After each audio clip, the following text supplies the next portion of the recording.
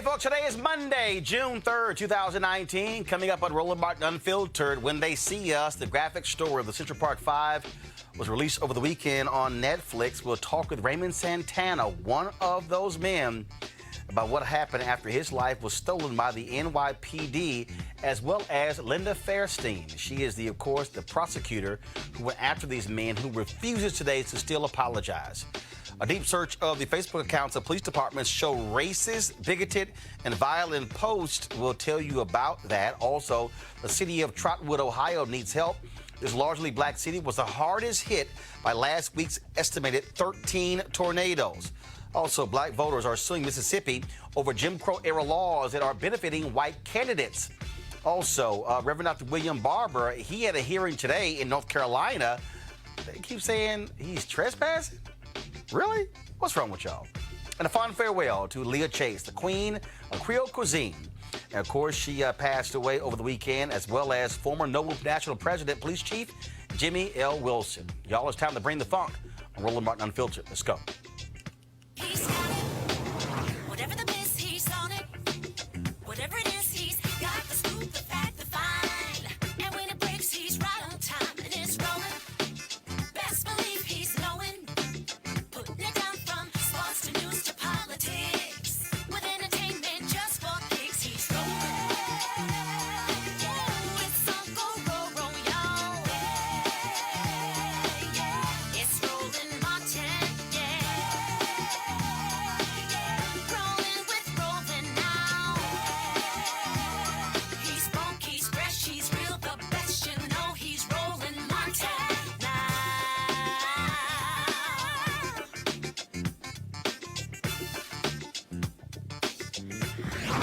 Martin.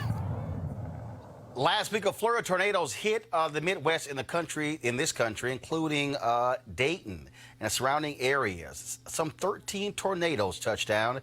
One of those places hard hit is Trotwood, Ohio. It has about 26,000 residents, most of them African American. They haven't had the same kind of response that usually goes to white areas that have been hit. Joining me right now is Mary McDonald. She is the mayor of Trotwood, and Michael Colbert, Montgomery County Administrator. Mayor, first and foremost, glad to have you. How are you doing? I'm happy to be here, Roland. Thanks for having me. Give us a sense of the damage that took place in Trotwood, and what do you need? What we need, and the kind of damage that happened in the city of Trotwood, we damaged over 450 structures throughout the city. And what we're doing now is getting our community cleaned up, working with the state, county, and federal agencies, and getting the needs of our citizens met. And when you talk about those structures being damaged and needs being met, first of all, is FEMA on the ground? What kind of assistance are you getting right now? Yes, FEMA is coming into the community here this week. They will be here on Wednesday, and they should be here for about 3 days going through our community. But we've already had support from the state, as well as our local and our county municipalities in terms of helping us. Have folks been displaced? Are people out of homes? Exactly what's those conditions? Absolutely. There are citizens that have been displaced. A large area of damage was in apartment complexes, and over 700 people were evicted in those particular areas. So we are making sure many of them are taken care of in housing, but many of them are with family, and friends are being very well taken care of. Do you have any web page or anything set up if people wanted to be able to assist those in Trotwood, Ohio? We don't have those things in place just yet. I tell you, it's just 1 week today, and every effort that we've had has been in cleaning up our community and trying to get a sense of normality so we can assess the damage and be able to move ourselves forward. All right, then. Well, Mayor McDonald, I know you're busy there and you have other things to do. We certainly appreciate you joining with us. Is there any place, any phone number or site that you want to give out to our viewers where they can offer assistance? Anything you have like that?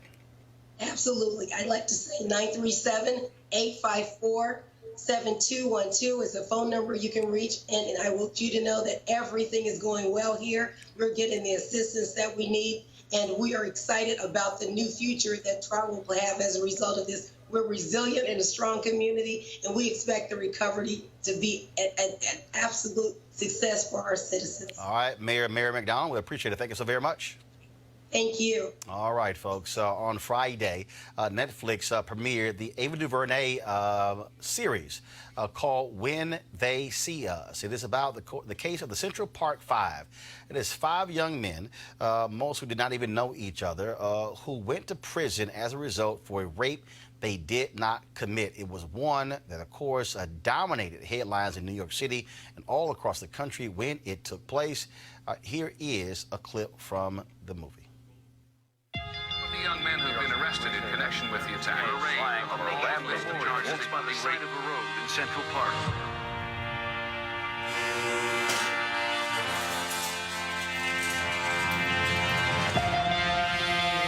I know you've seen things. Maybe you had to defend yourself. But in the end, you have the same heart. You gotta carry that with you out here, okay? You're a convicted sexual predator. See, that's the law, not the truth. What those people stole from you, you can't buy back. But you don't gotta be what they said you were. What is it like for you in here? I'm surviving. We'll get your life back.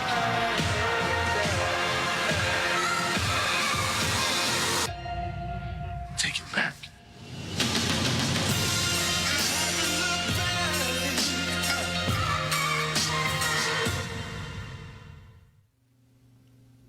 All right, folks.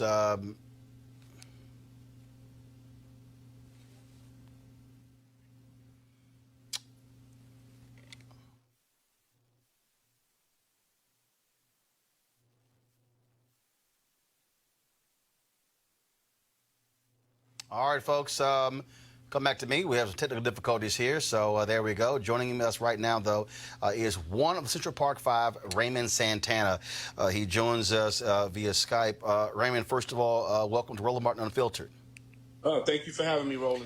It's always a pleasure. Man, it was it's a 4-part series. I watched all 4 parts Friday night, and it was beyond stunning, shocking to actually see the details, to see what y'all went through, to see how the cops coerced testimony, confessions, to see how prosecutors lied, how they withheld evidence, and how they refused to really investigate this and really damaged all 5 of you, years that you can't get back. For you, what was it like to actually see this, all 4 parts? We saw all 4 parts in LA, and I was there with the rest of the fellas, and you know, it was very painful to take us back down memory lane, to relive the process of going into the interrogation rooms and being in there for 18 to 30 hours and all that pressure. And then there was things that we didn't really know about each other that we thought we did. We thought that we had a handle on the whole situation, that we knew everything. And then there was things that it just blew us away. And for the 5 of us, it made us relive the situation. It made us take a step back and reevaluate, and try to bring us even closer together. Definitely painful. Watching it, and I remember, of course, it taking place. I remember what happened, but there were so many other details that we did not know about. The fact that cops were interviewing young men without their parents present, how they were actually lying, subverting justice to get them out of the room, beating confessions as well.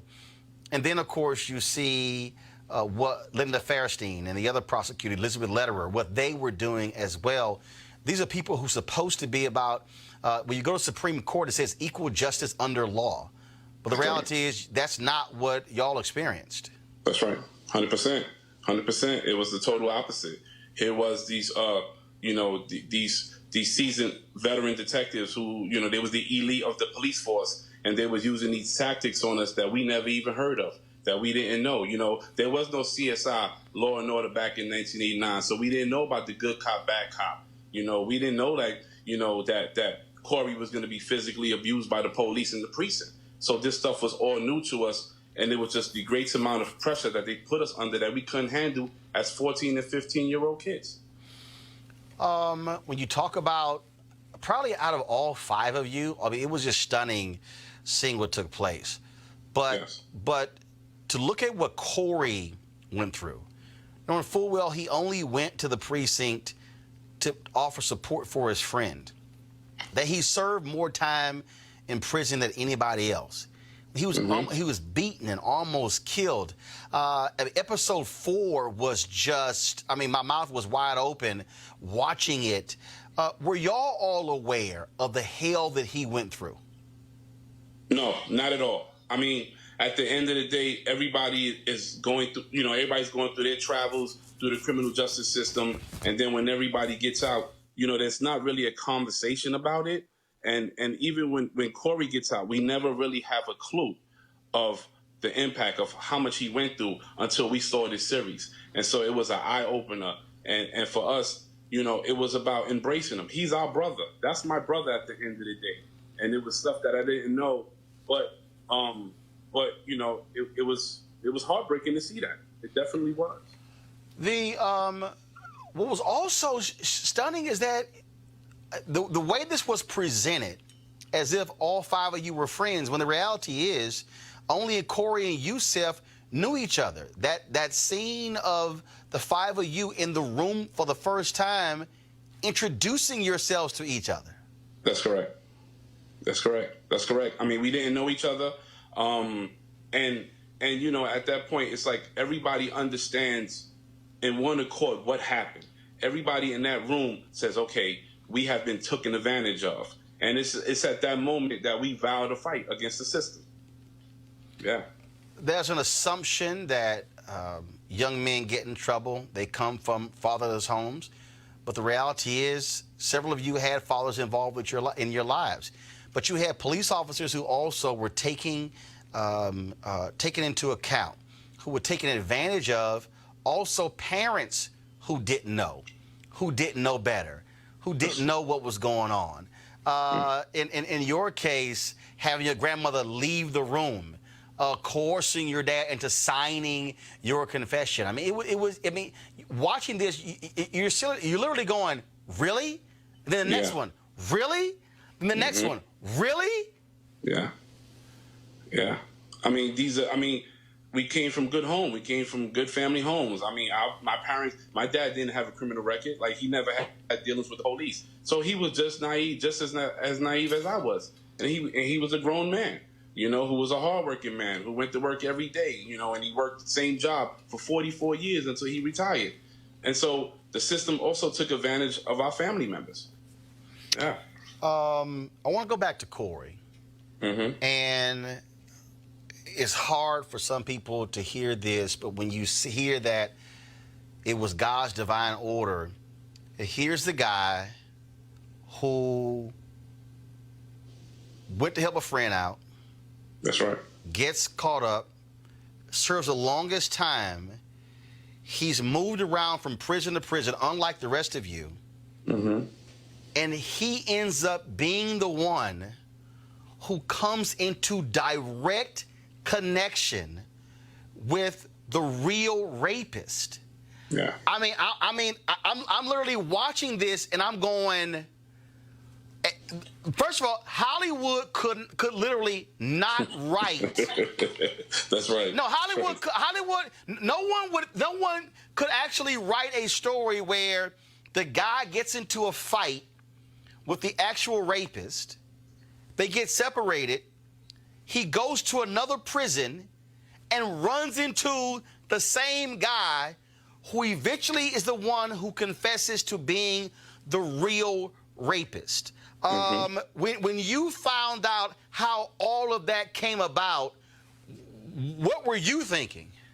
No, it blew my mind. At the end of the day, like you said, this This is a story that if you sat somebody down and you told them the story, they will look at you like you're lying. They'll look at you like you're crazy, like you made this up. But it's all true. It's all fact, you know. And at the end of the day, all you can do is put it up to God. He's the man. He wrote. This was written before we were here, and so he's the one that guides everything, and he's the one that shows who has the true and living power. But because if Corey did not encounter this guy, that's right. You guys are still sitting in prison, or you still have the scarlet letter. You're still being trashed and dogged and slammed and not exonerated. There's no $41 million. I mean, if that didn't happen, and I'm just sitting there going, nothing but God could somehow make that thing come together. That's right. That's right. I mean, even if Corey, because, you know, at the time, Corey, he refused to go to the parole board because they wouldn't listen to his truth. But if he had went to the parole board and he was granted parole, it would have been the same outcome. He would have never met Mateus Reyes. At the end of the day, Corey becomes the key. He becomes the key that frees all of us. I need to deal with Linda Fairstein. Here's a woman who has gone on to become a successful crime author. Mm-hmm. And here's a woman to this day giving interviews saying y'all did it. I mean, she is ignoring all evidence, any culpability. And I said, I don't care. I said the cops involved in y'all case, Linda Fairstein, Elizabeth Lederer, every person who put y'all in jail should go straight to hell. When they die, they should say, Satan, how you doing? We did your work on earth. That's right. 100%. And again, it's a test to God at the end of the day that he controls everything. This is the woman who orchestrated, you know, the investigation, who was the lead investigator in this case, who was the head of the sex crimes unit and was given, you know, ultimate authority to do whatever she pleased with us. And she's also the woman who leaked several quotes and much information to the media. She orchestrated this whole thing. And now that it's 30 years later, she's the only person that's still standing, basically taking the last stance, saying that we're still guilty. She's basically the only one, the only voice. I am on Twitter right now. Here we go to my iPad. I want to read this for you. You don't see it? Okay, guys, let's figure out why you can't see it. This is what from the Daily Beast. Ava DuVernay on reaching out to Central Park 5 prosecutor Linda Fairstein for When They See Us. I don't know if I've told anyone this, but she tried to negotiate conditions for her to speak with me, including approvals over the script. Here's a woman still trying to manipulate this story decades later. Yeah, she stuck to the same narrative, and she will not get off that narrative, and it's that pride. You know, it's easier for them to stick to the narrative and ride it all the way out than just saying, you know what, we was wrong and we messed up. Talk about apologies. In the movie, of course, Ava DuVernay deals with Donald Trump. This is a man who wanted a full page, who wanted y'all to get the death penalty, took a full-page ad out. He gave interviews as well. When he was asked during the campaign about this, he still said, you guys committed the crimes. And, you know, he's demanded apologies from a lot of people, and I've made it perfectly clear. I said he can go to hell as far as I'm concerned, demanding apologies from anybody, because until he publicly apologizes to y'all in Central Park 5 and your families, he should shut up asking anybody else to apologize for anything. 100% truth. I mean, it's a start. That's where he needs to start. He needs to start with an apology to us and our families, and then go down the line from there and apologize to all the people that he have ridiculed, made fun of, talked bad about. I mean, you know the clownish stuff that he does. We don't have to go through it. Everybody, the whole country knows. But it's definitely a need for him to start with apologizing to the 5 of us and our families. Definitely. When we think about Colin Kaepernick, he has held these sessions with young boys across the country. Know your rights. There's a video out of a young black man being arrested by a cop in Decatur, Georgia. The brother's handcuffed, and the brother is saying, no, I want your badge and I want your name. And the cop tells him, F you. Cop's upset with him. And the brother said, oh, I'm clean. Y'all can do anything to me. And it's a black cop standing right there. And you see this white supervisor cussing this young man out, completely having the wrong attitude. And we think about what you guys went through. There were black cops who were aware of what the detectives were doing, and it was wrong. Yeah. And I had somebody who said, well, Roland, you can't blame them. I said, no, damn that. I said, you can. Because if you put that badge on, that uniform on, you are sworn to uphold and protect the law. And the reality is, if there were any black cops or any white cops or Latino cops or who were aware of what was happening then, they should have spoken up as opposed to what happened to 14 and 15 and 16-year-old young men. That's right. That's right. I mean, it's just an attest to show how strong their agency is, that blue wall of silence is serious. I mean, when you had Mayor Bloomberg in office, I mean, he poured billions of dollars into their budgets, and he created a small army. He gave them the power to be what they are today. And so at the end of the day, this agency has run rampant, and that wall of silence has become that blue wall of silence has become very strong, and it's very hard to battle against them when you have billion-dollar budgets and you can get the best of the best. I mean, this is a shame. You know, we have to revamp that blue wall of silence. I mean, we even know that the quota was exposed. Stop and frisk was exposed, and they still are able to operate. They still are able to operate and move that the way they want to, and treat our people like we're second-class citizens. Speaking of Mayor Bloomberg, Commissioner Ray Kelly, they fought this settlement. The only reason this settlement, this $41 million settlement took place was because Bill de Blasio was elected mayor of New York. Michael Bloomberg did not want to apologize, did not want you guys exonerated, and did not want to have to pay for the crimes of the NYPD, the crimes of the district attorney's office. That's 100% correct. I mean, at the end of the day, Commissioner Kelly was in a deposition. Commissioner Kelly is, I mean, when this deposition is released, if it ever is released to the public, you guys will get to see it yourself and read it yourself. And I mean, he in this deposition, you know, he says that Mateus Reyes, who's the actual perpetrator of this crime, is credible for the 4 rapes and the murder, but he's not credible for the Central Park jogger case. And so this is what we had to deal with within those 13 years of Mayor Bloomberg in office. Also, I tweeted something earlier. Had they done their job, there was a woman there you go. who was raped and murdered after a Central Park jogger. Had they actually pursued the right justice, that woman could still be alive. Her death is on their hands because they chose not to pursue the right killer. Yeah, it's 100% correct. I mean, there were in the Nancy Ryan report, Mateus Reyes goes on to solve, I think, 4 unsolved cases that they didn't even know he did. And so this was how bad that they fumbled this whole case, even his case at the end of the day, you know, because they knew that he committed a rape 3 days in Central Park before the jogger case. So, you know, they was looking for him already. He was known as the East Side Slasher, the East Side Rapist.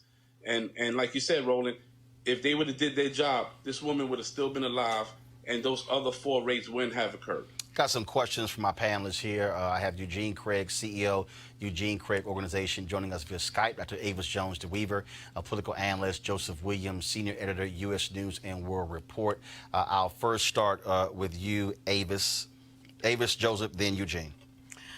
First of all, I just want to say thank you for being strong and surviving this. I am the mother of 2 sons. One is 15, maybe about the age that you were when this whole nightmare started. And I cannot imagine what it would have been like to see my child be caught up in this. So my question to you is, I've been seeing a lot of women in my network saying they don't want to watch this because they don't know that they can sit through it. I sat there and I watched all of the 4-part series this weekend, and though it was hurtful to me as the mother of black boys, I felt like I needed to see it for them and for you. What would you tell parents right now who are saying, I want to see this, I know I need to see this, but you know, I don't know that I can take it emotionally? What advice would you give them? I mean, at the end of the day, parents need to see it because parents are the first line of defense for their child, and you need to be equipped just in case something ever happens to that child. I mean, I can get it. You know, episodes 3 and 4, and 4, especially Corey's episode, might be a little too harsh for kids, but they need to see 1 and 2. They need to understand the process of what happens in an interrogation room, what the tactics that police use on us, and how long you can be questioned, and how they can lie to you. They need to know about the read technique. We have to be. It's all about awareness. We have to be equipped as much as possible, and it's a shame. It's a shame that we have to have these conversations with our kids. You know, at 13 and 14 years old. You know, instead of teaching them, you know, how to prepare to fill out a job application or how to work, how to help them with homework. Instead, we have to have these talks about how to conduct yourself when you see a police officer. But it's sad. But it's very necessary that kids watch at least episodes 1 and 2. Absolutely. So, hi, yeah, I'm Joe Williams, and thank you again for sharing your story. It's really powerful and incredible. I want to know 2 things that keep sticking in my mind. The first is, how has your adjustment been coming out, knowing that you spent, you know, decade in prison because of something that you didn't do, and then coming out and hearing about Black Lives Matter and hearing about all these other things that are going on, that the problem is still there, number 1. And number 2, have you ever thought about suing Donald Trump for that ad and whether or not he is going to pay a price for defaming you guys in public?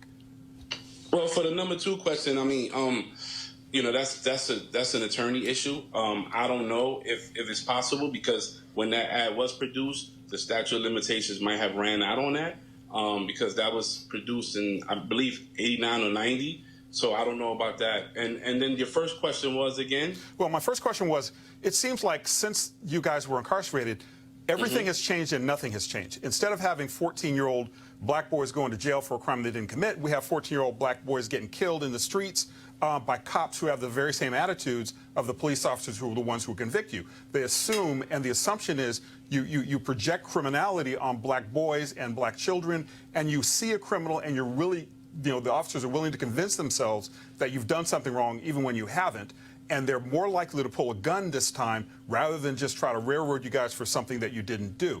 That's the everything that has changed, is that now it seems like it's a lot more lethal, and nothing has changed in that the attitudes are still pretty much the same. You assume criminality when you see a black male.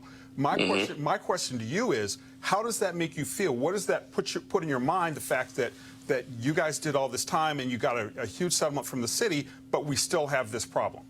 I mean, it's hurtful at the end of the day. Like, we became the poster child for the labels of wilding and urban terrorists and Wolfpack. I mean, 41 states changed juvenile sentencing laws behind this case, and when we were found to be innocent and we were exonerated, nobody changed those laws back. They just pushed on like business as usual. And at the end of the day, it's like, we see there's progress, but there's not enough progress. You know, we have made some tremendous strides, you know, with Black Lives Matter and you know, even with Colin Kaepernick stepping up. But there's still a lot of work to be done. And it's going to take a whole village to get this done. It isn't just one incident. It has to be several incidents. It has to be several nationalities. It can't just be 1 or 2. We have to band together. And it's going to take a whole village of us to solve this problem. Well, and you also raise an interesting point about the fact that the laws didn't change back, number 1. Right. And number 2, everybody's got to get involved.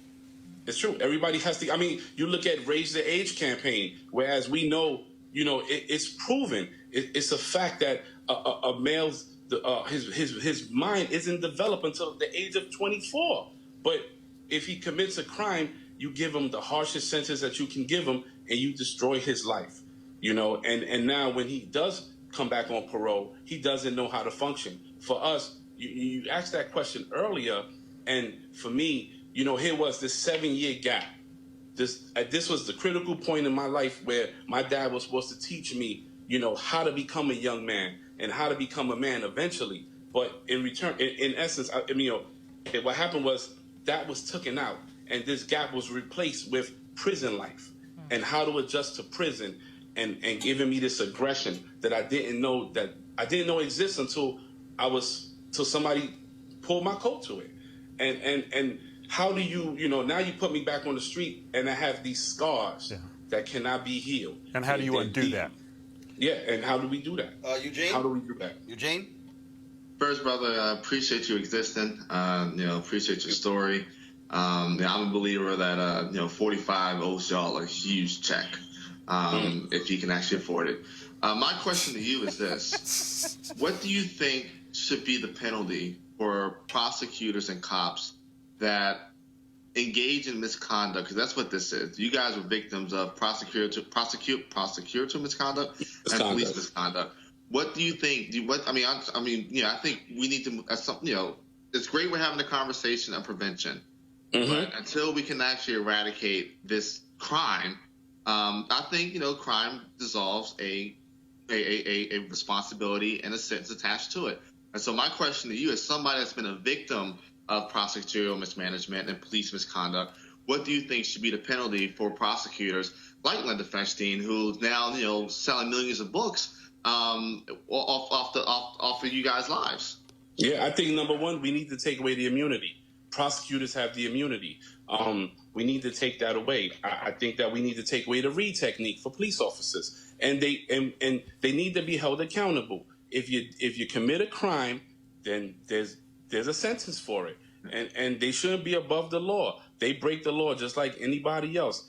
Again, if these depositions are ever released from the police, that several of these detectives made, you will see for yourself. I mean, there's detectives in there who were in undercover stings and found money and kept it. There were detectives who retired from the police force, went down to Florida and became hired muscle for the mob and wound up getting caught in conspiracy cases. I mean, Mike Sheehan, he was under investigation by the federal government. This guy drove drunk several times. He hit a police horse. He was accused of stealing police time. Like, he would clock in at work and he would go to his sister's bar and he would stay there and drink all day. So these guys, they feel like they're above the law and they can do whatever they want.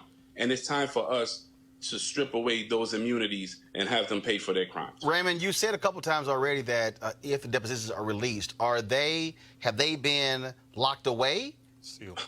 Well, you know what? It's up to the law department for the city to release them, because last year, I believe, they released 100,000 pages of documents, and this was all stuff that we already knew, and there were numerous articles written about how we were still guilty. But we told them, we said, don't release just the first half, the 1989 and the trial. Release the whole thing. Let the media, let the public be able to see these depositions and view for them themselves. And I don't know. I don't know if will they ever be released. I have no idea. Well, we certainly can make a lot of noise. Sounds like and one of the things that I'll do when the show's over, I'll be sure to text Mayor Bill de Blasio and say, why don't you run for president? Why don't you release these depositions in order to release? I got to ask you this. I just checked something. So apparently Linda Feinstein has deleted her Twitter account since this came out. And also Elizabeth Lederer is a law lecturer at Columbia University School of Law. Do you believe that the publisher of Linda Feinstein should drop her, and Columbia should say there's no way in hell that the woman who prosecuted the Central Park 5 case should be teaching anybody the law? Do you believe that Columbia should boot Elizabeth Lederer and Feinstein should lose her book deal? 100%. I mean, Elizabeth Lederer has been teaching at Columbia Law for a long time, and there was a petition that was issued. It had over 6,000 signatures to get rid of her, and Columbia Law has stood behind her. And all they have done was that they tweaked her bio, because on her bio she noticed the Central Park 5 case as like a badge of honor. And when this petition came out, they tweaked her bio and took it off. but she still works there. And so Columbia University is at fault for still giving this woman a job and letting her practice and teach law, knowing that she was involved in this case. And the same thing goes for Fairstein. There's no way in hell that this woman should be sitting there profiting millions of dollars off these books when we know that she was behind this whole case. Raymond Santana, man, it's always a pleasure seeing you and talking to you. I would certainly hope that people learn from this and understand the power of television. In 1982, CBS aired a made-for-television movie about Linnell Jeter, a brother who was framed, who was convicted of armed robbery, robbing a KFC, even though he was at work. His company stood by him. They fought the Dallas County District Attorney's Office. And I've said this to people, that it was because since then, and it shouldn't be this way if you're black or if you're Latino. But the reality is, I tell people all the time, why do I use my credit card whenever I'm traveling? Because wherever I use my card, that's tracking my movements. That's right. And it was from watching that movie, and I was 15. I was 14 or 15 when the movie came out. Watching that movie put that in my head, and I've always done that. And so people have to understand, people who watch these 4 episodes, there's a lot you can learn from it, but I would hope that any young black or Latino kid, or even a white kid watching this, know your rights so you are not railroaded by cops. And like any lawyer will tell you, the moment the cop asks you a question, your first response and only response should be, I want to see my lawyer. I'm not answering anything unless I see my lawyer. That's right. Raymond Santana, I appreciate it, brother. Thanks a lot. Thank you so much, brother. It's always a pleasure. Yes, sir. Go to our panel here. Again, this was a hard 4 episodes to watch. You can't help but be pissed off. Absolutely. Watching it. I've been looking on Twitter. There have been people who say after 20 minutes they turn it off.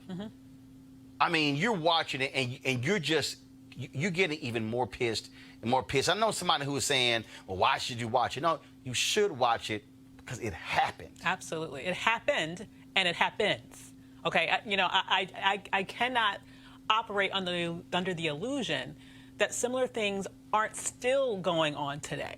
And so it's important, as you mentioned, for people to watch this show, not only to, first of all, just give credence to the brilliant work that Ava DuVernay did in putting this together to educate us as a nation, but also so that you can know and your children can know their rights. Because I think what happens is people are operating under the assumption that if I'm innocent, it's okay if I talk. If I'm innocent, I should just go along with what they want us to do. But that's a lie. The police can lie, and they do lie, and they do it all the time, and they coerce people into getting themselves into deeper trouble, and that's exactly what happened to them. Joseph, when I talk about, the pain, you watch this in the Yusef Salaam, his mother storms in. And it wasn't until she threatened to call the New York Times that they allow her to see her son. And they literally looked at her and said, you gonna call the New York Times? As if you actually think you can call the New York Times. I'm saying that to the people out there who hate the media, who hate the press, and there were a bunch of people in the media who went right along with this despicable storyline. But the reality is, in this nation, other than lawyers, no other institution exposes wrongdoing by cops and prosecutors than media. Absolutely right. And the black media, we will underscore that point, that you have the black media that's telling the truth about these things. You have people who are invested in understanding that the fact that this happens all the time. And that's one of the things that struck me about what you were saying, Avis, is like, this is the only one we know about. Right. This is the only one that made headlines. And it was that threat because you had a black woman who said that she knew what her rights were to a degree, that she knew that she could get some action, and if nothing else, then at least get them to pay attention to her. So I think it's very important for people to understand the fact that, yes, media has had problems. And yes, media had a role in this case, where you had a lot of reporters getting fed some information that was really not true. But at the end of the day, if you have a story like this to this degree, where truth is going to be told and exposed, and it's easy to believe because we do know that this happens all the time, then this is one of the areas that can be kind of an ace in the hole if things get too dicey. Eugene, Saturday I was playing golf, and one of the brothers who I play golf with, his daughter graduated from George Washington University Law School, and he said, man, come on by the house for a plate. And you know, look, brother don't turn down a free plate, especially at a cookout. He was doing the fish, and it was pretty interesting. I'm gonna roll this video here. So this is a video of this sister Krista and a number of her law school graduates taking a shot of them for graduation. Go to my iPad. Check this out. First time, and that's it. Yes! Lawyers, toast to that.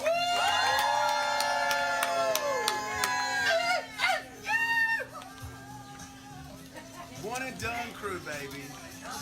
Now I'm showing that because when I posted it on Instagram, she actually responded. She says, "Thank you for coming out. # Black Lawyers Matter." This is also, I think, what's important in this case. But it's also Black criminal defense attorneys matter. Yusef's mother, only attorney who they knew, he was a divorce lawyer. Yeah. One of the other folks was a public defender.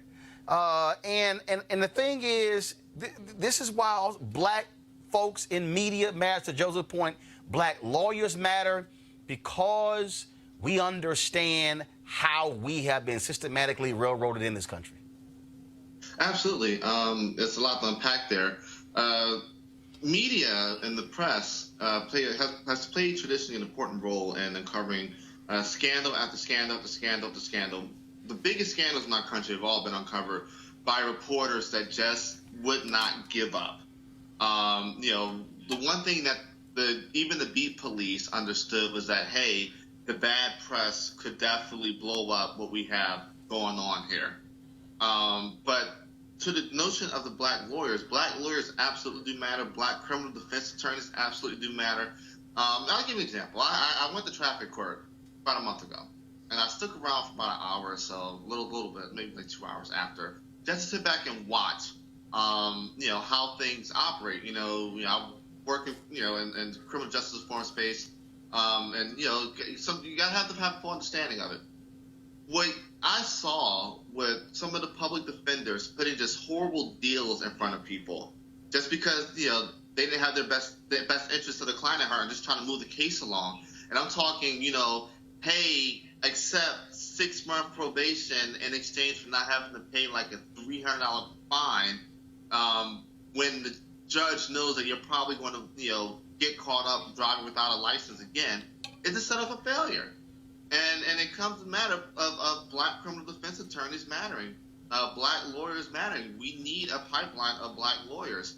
You know, during the civil rights era, it was Black lawyers that while folk were protesting, you know, getting locked up, getting them out and getting them bonded and bailed out, trying harsh laws in the federal courts. One thing I would love to see, and I'm having some conversational background with some folk, you know, the Supreme Court recently came in and applied the 8th Amendment to things such as tickets that escalate dramatically, like we saw in Ferguson. That's something that ruling could be applied to a lot of things across the country. But I think it's going to take, you know, Black lawyers, young Black lawyers, that would be aggressive and taking on these activist roles and pursuing justice, real justice, correcting a flawed system. All right, folks, going to go to break right now. When we come back, we're going to talk about Reverend Dr. William Barber. Why are North Carolina Republicans so scared of this brother? We'll tell you about him speaking to the media after there was a hearing for second-degree trespassing. Really, in the General Assembly, it's the legislature, the People's Building. We'll talk about that and a lot more right here in Roland Martin Unfiltered.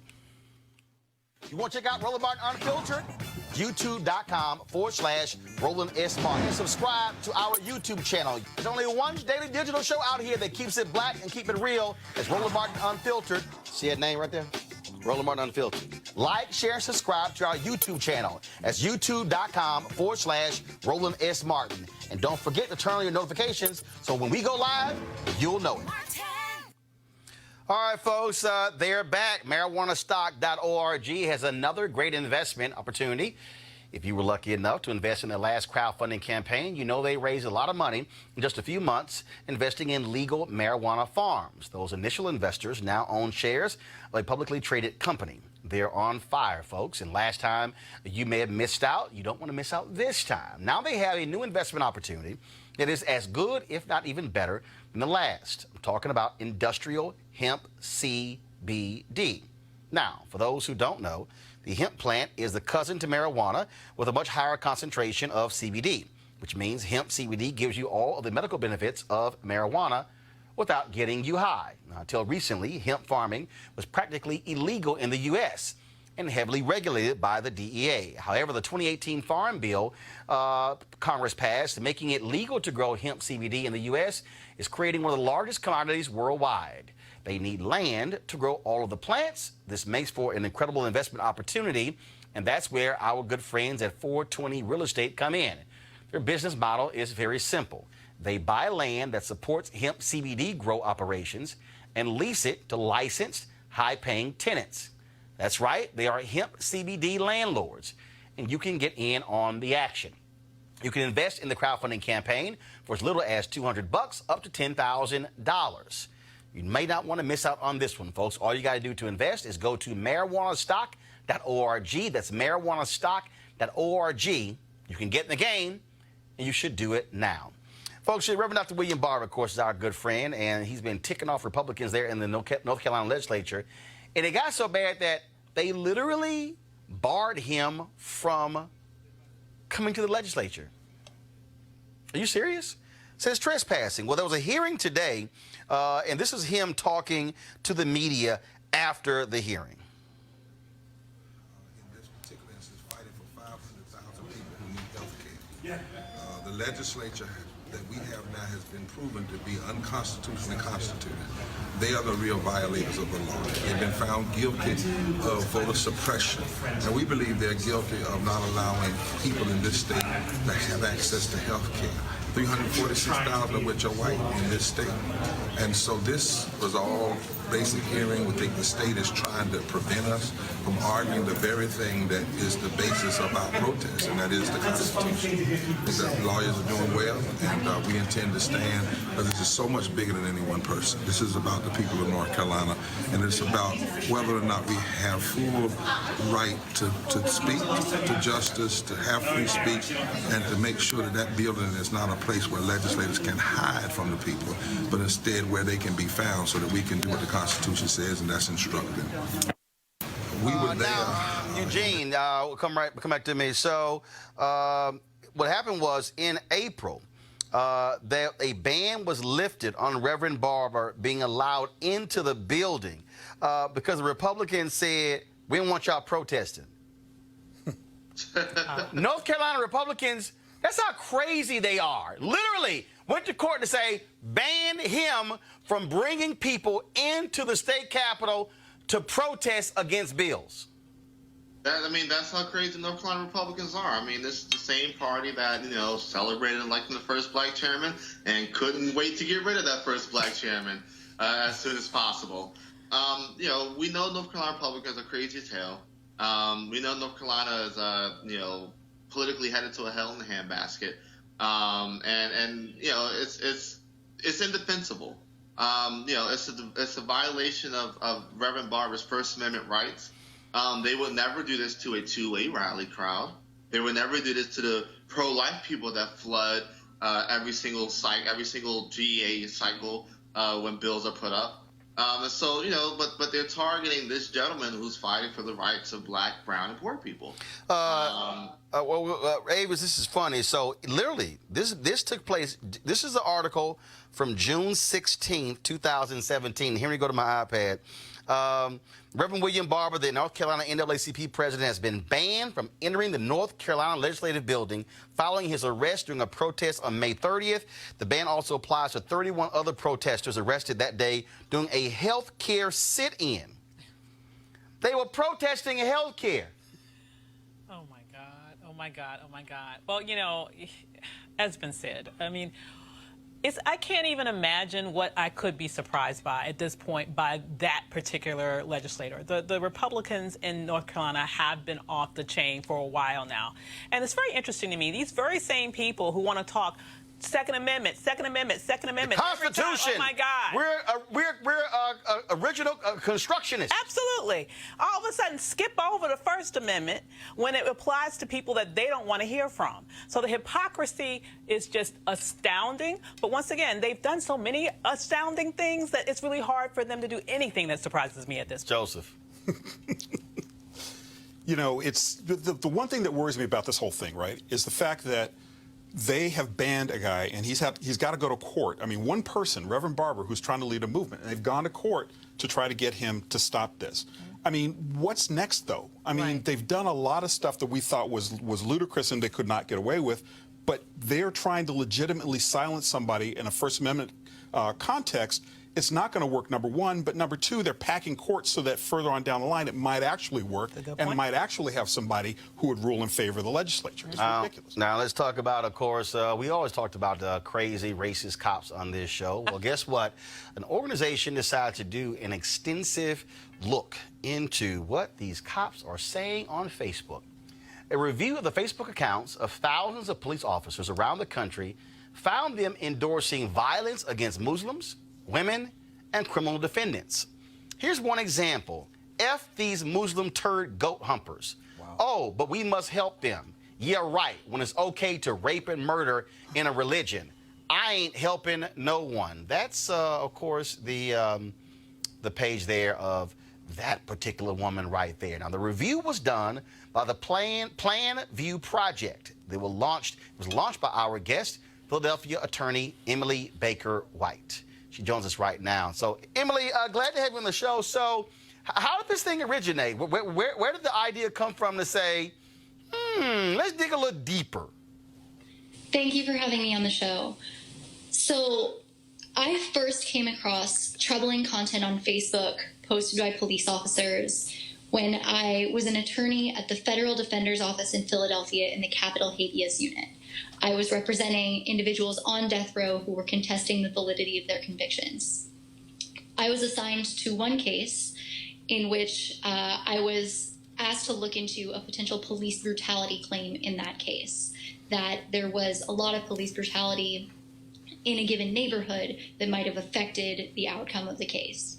So in doing that, I came across several pages on Facebook that were apparently maintained by police departments in that neighborhood and that had completely public-facing posts on them. I think if there was one post that really spurred me to look deeper, it was a meme that showed a police dog that was being restrained by an officer. The police dog was baring its teeth, and the caption over the picture was, "I hope you run, he likes fast food." I was alarmed by this image. And it was a meme. The officer presumably hadn't made it himself. He got it from somewhere. And what that made me say was, how prevalent is this? How much of this is there on the internet? And that was the question that led me to create the Plainview Project. So how did you begin the research to begin to assemble all of this? And how many police officers did you eventually compile data on? So the first thing we did was identify. Our plan was to do a sort of deep dive into the departments, into a few departments, right? You can't look at everybody. You can't look at everything. Right. We looked at Facebook. You could look at Twitter. You could look at Instagram. But we decided we were going to look at Facebook. We were going to look at a few departments, and we were going to try to find as much information as we could in those departments. So we picked 8 jurisdictions across the United States, some big, some small. The largest was Philadelphia, where I lived at the time. But we also looked in Dallas and Phoenix and St. Louis, among other smaller jurisdictions. And we picked those cities. We obtained the public rosters of all the police officers in each of those places. That's a matter of public record. You can get the lists of police officers in each city. In fact, often it's posted on, we got the Philly ones from the Philly Inquirer. We got, I think, the Dallas ones from a newspaper down there. So we got a list of all the officers in these jurisdictions. Then we went and tried to find Facebook pages that apparently matched those names. Now, there are a lot of people with every name on Facebook. It doesn't matter how uncommon your name is, there are a lot of people with that name on Facebook. So obviously we needed more. We needed something that showed that a person was a law enforcement officer in a certain jurisdiction. And so the most common way that we found that verification was that the person posted police officer at Phoenix Police Department or at Dallas Police Department. And many people do list the police department as their employer. And that was the most common verification that we found. But also there were a lot of people who posted pictures of themselves in uniform or were having a conversation and said, you know, I've been a, Phoenix cop for 5 years and in my experience, blah, blah, blah, right? So we had to get some affirmative ID from a person saying, I am a police officer in this jurisdiction. We built a list of those people, and then we reviewed all of the public posts that each of those people had made. Well, what I love about this is, first of all, they can't lie and say it wasn't me.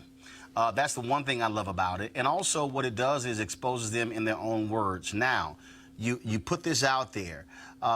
What's the next step? Are you asking the departments to take action against them? So departments are still responding to this information, but the responses that we've gotten from officials in Philadelphia so far have been really good. The Philadelphia Commissioner Ross, among other things, what part of his statement was the line, I don't understand why there's still so much hate in this country today. And that's coming from the Philly police chief looking at some of the words of his own officers. And when I hear him say that, I believe him, and I think he's taking this problem really seriously. Well, first of all, it is an amazing job y'all did. Are any plans, you focused on 8 jurisdictions. Last question for you. Are you planning on targeting more jurisdictions? Not at this moment, but I wouldn't rule anything out. All right, then. We surely appreciate it. Thank you so very much. Where can people see your full report? Where can they go? Plainviewproject.org. Plainviewproject.org. All right, we appreciate it. Thanks a bunch. Thank you very much. Joseph, this is, first of all, it's an amazing thing that they did. And what it does is, for all the people who talk about the bad apples. There's like a whole barrel full of them. I mean, and the thing that kind of drives me crazy about this is, like, number one, this is only 8 jurisdictions, I think she said, like a handful. 8. This is the tip of the iceberg, right? This is the tip of the iceberg. We don't know how many more cops are out there who are doing sorts of things. Secondly, it folds back into the first story, which is how these guys got convicted in the Central Park 5 in the first place. There was groupthink. There were people who see black men, who see black boys as animals and suspects. This is where it comes from. This is where cops were so willing to believe that 5 guys, 14, 15, 13, who didn't even know each other, were guilty of a crime, and why the prosecutors just pushed and pushed and pushed until they got a conviction. It all ties in together, and it's something that's going to be incredibly hard to eradicate. And the thing, Avis, is that, again, these are individuals who are dumb enough to say it. Yeah, I mean, I think what to me is most telling about this is it shows how rotten this culture is to its core, that they would feel comfortable enough to just put this out there in public. Okay, they just put it all out there. Anybody could see it. And they saw no repercussions would come from it. And so they felt comfortable doing it. And I also am not as quite comforted by the Philadelphia police chief's words as the author of this report was, because quite frankly, he should have known. Yeah. Well, words are one thing, but now what do you do next? Yeah. I mean, that's what's key. Absolutely. And you know the culture of your organization, and if you don't, that's a problem. But he knows. Come on now. He knows. Eugene? Well, actually, you know what? No, I would dare say, Eugene, folks may not know because they don't properly monitor. And that's the problem I have. And I think what they've exposed is, how in the hell are you not keeping tabs on your own cops? Again, you're sworn to protect and uphold the law, as opposed to beat people, to denigrate people, and say, I'm not going to represent you. Yeah, I mean, I think there should be special scrutiny when it comes to police officers and law enforcement. I think the next step absolutely probably should be is that you take that 8, you gather the resource to cover 100, 200, 300, maybe 1,000, and then probably expand to the full 4,000 departments that we know about. And then from there, this database has to be searchable. It has to be as accessible for your common defense attorney who has a client that's been brutally abused by the police to be able to run those officers' names and say, boom, here we go. These people have they have the bias and they put it on display. One of the former Baltimore City Central Committee chairman and here he was a lawyer, defense attorney, and he kept the list of corrupt cops and bad cops in his office. And when he would get a client, he would just go back and see who was the arresting officer and matched up to that list. And if he matched up to that list, it would just be open shut case for him. And I think that's what you probably start seeing if we were to turn this into an actionable, searchable database. All right, folks. You can't, real quickly, you can't get hired for a job unless somebody checks your social media, right? Yeah. My company has a social media policy. You should not be able to get hired as a police officer unless they check your social media and find out that it's all on the square. Kind of basic. Simple. Yeah. Kind of basic. Costs nothing. All right, folks, we've lost a major law enforcement figure. The National Organization of Black Law Enforcement Executives is mourning the loss of one of its own today. Jimmy Wilson served as Noble's national president in 2002. He passed away this weekend. He was the chief of police in Petersburg, Virginia, and a Washington, D.C. police officer from 1968 to 1986, rising through the ranks in the city's 6th police precinct and reorganizing the department's homicide investigations unit. Wilson headed investigations into the 1981 attempted assassination of President Ronald Reagan and was also responsible for the arrest of shooter John Hinckley. He led investigations into the 1982 Potomac River airline crash that killed 79 people. He also led the investigations of terrorist activities. We certainly appreciate all that Officer Wilson, Chief Wilson, has done, and we certainly send our best to his families and those who loved him. Also, folks, on Saturday night, we lost a living legend, of course, Leah Chase. She, of course, the queen of Creole cuisine. She passed away Saturday at the age of 96. If you've ever been to New Orleans, chances are you've had a meal at Dookie Chase's restaurant, named after her husband, who she was married to for 70 years, who passed away just a couple of years ago. She was known not only for cooking some of the best food you ever taste, but making her customers feel like they were eating at her home. She fed multiple presidents, entertainers, freedom riders, Dr. King, Aretha Franklin, so many others, and hosted NAACP meetings in the restaurant. Leah Chase will be sadly missed by everyone who passed through the doors of Dookie Chase's restaurant, and certainly I loved her dearly. Anytime I went to New Orleans, I would certainly stop by her restaurant, go into her kitchen. She always said, "You bring those cameras in my kitchen." But then she always gave me a hug and a kiss anyway. And so tomorrow, we're going to show you a 45-minute interview I did with her. It's an amazing interview. I shared some excerpts this morning on the Tom Joyner Morning Show. Great interview with her. We talked about all kinds of stuff, what makes a marriage last 70 years. She talked about that there was a time in New Orleans where, guess what, gumbo and jambalaya was not what folks served there. And we also talked about, of course, her support of those freedom riders, and also how is it that she had a love affair with General George Patton? She actually had all of his books, and you'll hear from her explain why she was a General Patton in the kitchen. Trust me, it's an interview you do not want to miss, and so we didn't want to rush it. We're going to have it for you tomorrow, and so what we'll do is we'll have our show tomorrow, and then as soon as the show is over, we'll have our second live stream. We'll do a full dedication to Leah Chase. And in fact, I think what I'm also do is try to reach out to Marcus Samuelson and some of the other black chefs out there to get their thoughts, because she certainly, y'all, the woman was only about this tall. She's only about this tall, but she was a giant when it came to cooking. And y'all do not want to miss her talking about when Barack Obama had the nerve to come to Dookie Chase's and put some hot sauce on her gumbo before he even tasted it.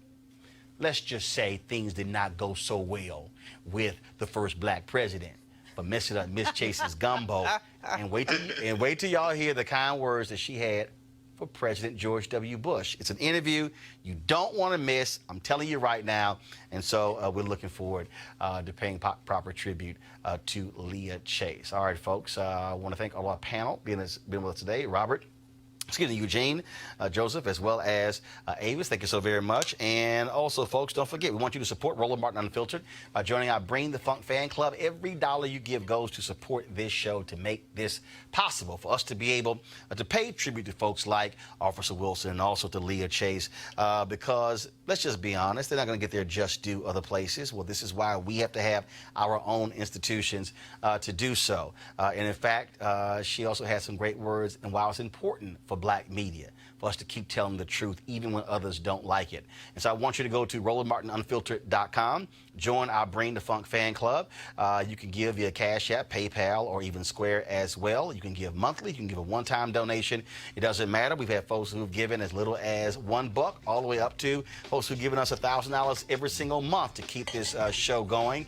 And if you also join the fan club, you get a special code for a discount for items on RolandSMartin.com. And so my Barack Obama interview, my wife's book, Wedded Bliss, a devotional guide for married couples, as well as my faith-based book, Listening to the Spirit Within, and her book, Fulfill the Art and Joy of Balanced Living. And so anybody can get copies of those books. If you order through RolandSMartin.com, all those books are personally autographed by the two of us. Now, if y'all go from Amazon, ain't getting no autograph.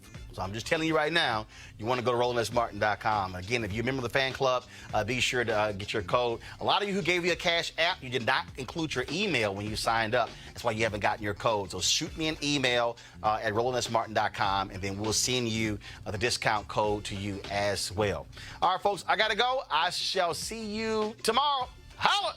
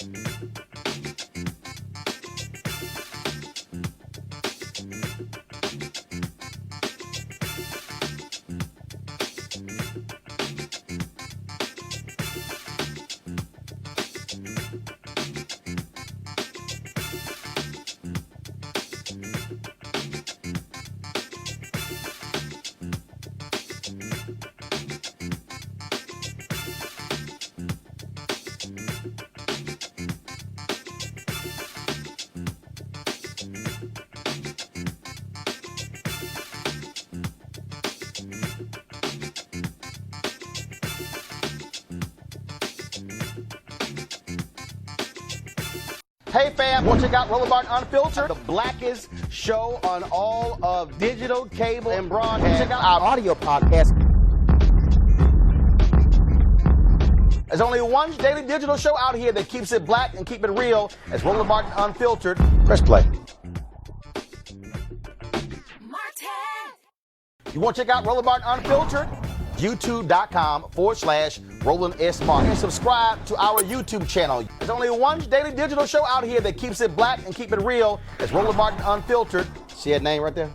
Roland Martin Unfiltered. Like, share, and subscribe to our YouTube channel. That's YouTube.com/Roland S. Martin. And don't forget to turn on your notifications so when we go live, you'll know it.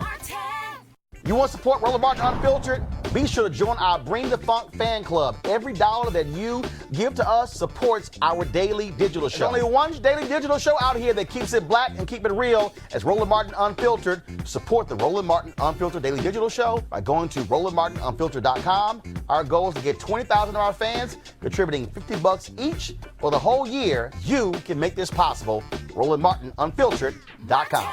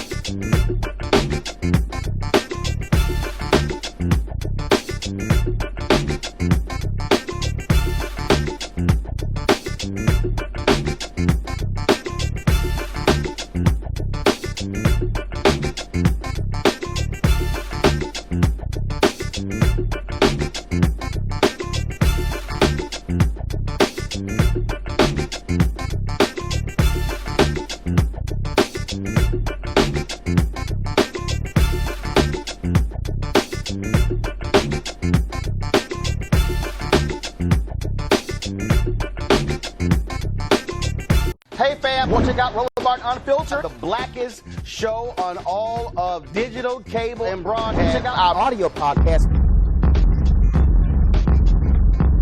There's only one daily digital show out here that keeps it black and keep it real. It's Roland Martin Unfiltered. Press play.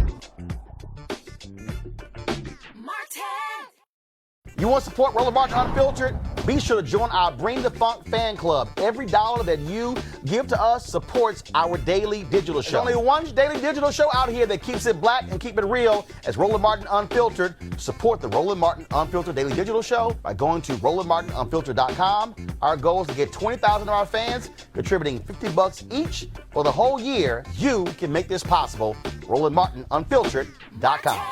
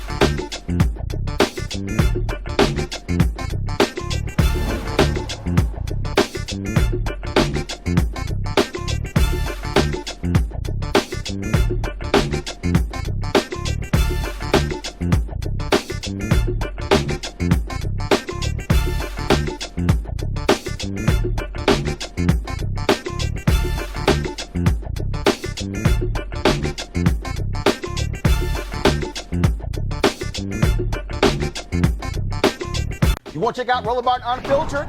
YouTube.com/Roland S. Martin. And subscribe to our YouTube channel. There's only one daily digital show out here that keeps it black and keep it real. It's Roland Martin Unfiltered. See that name right there? Roland Martin Unfiltered. Like, share, and subscribe to our YouTube channel. That's YouTube.com/Roland S. Martin. And don't forget to turn on your notifications so when we go live, you'll know it. Hey fam, want to check out Roland Martin Unfiltered, the blackest show on all of digital, cable, and broadcast. Check out our audio podcast. There's only one daily digital show out here that keeps it black and keep it real. It's Roland Martin Unfiltered. Press play. You want to support Roland Martin Unfiltered? Be sure to join our Bring the Funk fan club. Every dollar that you give to us supports our daily digital show. There's only one daily digital show out here that keeps it black and keep it real as Roland Martin Unfiltered. Support the Roland Martin Unfiltered daily digital show by going to RolandMartinUnfiltered.com. Our goal is to get 20,000 of our fans contributing $50 each for the whole year. You can make this possible. RolandMartinUnfiltered.com.